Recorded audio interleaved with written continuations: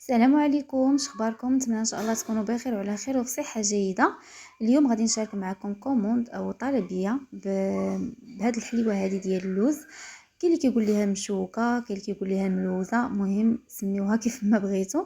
غادي نعطيكم ان شاء الله جميع الاسرار. كيف ما كتشوفوا كيجي فيها واحد الشكل زوين وراقي وكتجي زوينه وبواحد المذاق مختلف على المشوكه العاديه. وغنعطيكم ان شاء الله جميع الاسرار والتفاصيل، الكميه، عدد الحبات، وكذلك ثمن البيع. اول حاجه خديت هنا كيلو ديال اللوز، فسختو خليته نشف شويه، هرمجته في الهاشوار كيف ما شفتو هرمجته. ودابا غادي نطحنو مع 400 غرام ديال السنيده، يعني كيلو ديال اللوز غيتطحن مع 400 غرام ديال سكر سنيده. انا غنطحنو ونعاود نرجع معكم. هنا من بعد ما طحنت اللوز، يعني كنطحنو بحال غادي ندير العقده ديال اللوز ديال الكعبه ولا ديال اي حلوه ديال اللوز، يعني حتى كيتعلق هكا في يديا. ضفت هنا واحد 2 معالق كبار ديال الزبده، 2 اصفار البيض، والبيض غادي نحتفظ به الاخير، نص كاس ديال المزهر. وهنا عندي خماره. وغادي نضيف واحد النكهه اللي كتجي صراحه زوينه وكتعجبني انا. هاد النكهه في لي صابلي في اي حلوه كتحمقني، هاد النكهه ديال الكاسيس. ممكن ديروا اي نكهه بغيتو، انا بغيت ندير الكاسيس باش يجي مواتي مع ديك السوريزه اللي غادي ندير، يجي يعني اللون والمذاق متقاربين. صافي كنعجن هاد العقده ديالي هكايا، تنعركها مزيان بحال غنديروا عقده ديال الحلوه ديال اللوز، يعني كنعركها مزيان حتى كنحصل على واحد العقده اللي كتكون متماسكه ورطبه، كيف يجي فيها واحد اللوين كيف ما كتشوفوا رائع. وهنا غادي نضيف واحد قبيصه ديال الملحه لتصحيح الذوق فقط. صافي غادي نستمر هكايا في العجن اولا في الدلك حتى كتولي عندي عقده. كطلق لا زيت لا والو البنات، راه غير يعني خدموا عادي الطريقه اللي عطيتكم. صافي هنا انا بديت تنشكل، يعني حتى قربت نسالي عاد صورت معاكم. كندير واحد الكره فيها 23 غرام، يعني ديروا 22 حتى 23، ممكن ديروا اكثر، انا اكتفيت بهذا القياس هذا.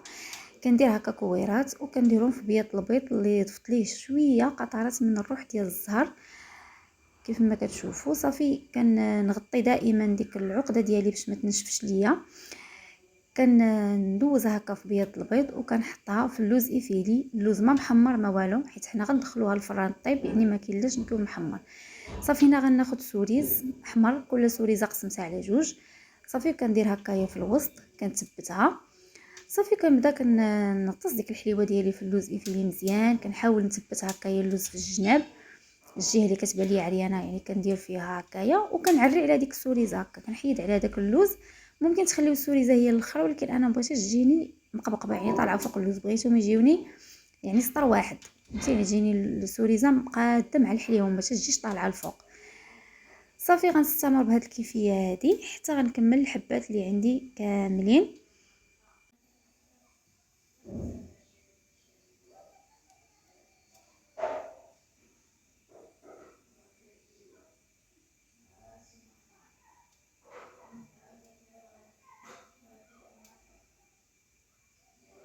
صافي هنا بنات من بعد ما شكلتهم ما كنخليهم لا ينشفوا لا حتى شي حاجه، كندخلهم نيشان للفران تيطيبوا عافيه مهيله. كنعافي عليهم من التحت حتى كتشد راسها شويه، تنفخ واحد شويه وكنهبطها غير لتحت، غير تشد راسها مزيان ويبان لي داك اللوز داك ياخذ داك يذهب شويه. صافي تنحيدها. هنا بعد ما خرجتها كنخليها حتى كتبرد مزيان، ما تقيسوهاش شويه سخونه لان كتكون فتيه بزاف. كندوزها واحد الدهنه خفيفه ديال الناباج باش كتجي هكا هي كتلمع. صافي غنعاود ندخلها الفران يكون مسخون وطافي، يعني كندخل الفران مزيان وكنطفيه وكندخلها وكنسد عليها وكنخليها ترجع لها ديك السخونيه باش كيتشمع داك الناباج وما كيبقاش يتلصق في اليدين. بالنسبه للبنات عدد الحبات اللي عطاتني 70 حبه، وبالنسبه للعبار عطاتني 2 كيلو. وثمن البيع انا كنخرجها ب 160 170 درهم. وكيكون هذا هو الشكل النهائي ديالها. نتمنى يكون عجبكم يعني لا فيديو ديال اليوم وعجبتكم الحليوه. ما تنساوش انكم تشتركوا في القناه وتفعلوا الجرس باش توصلوا دائما بجديد الفيديوهات ديالي. خليت لكم الراحه، نتلاقاو في فيديو جديد.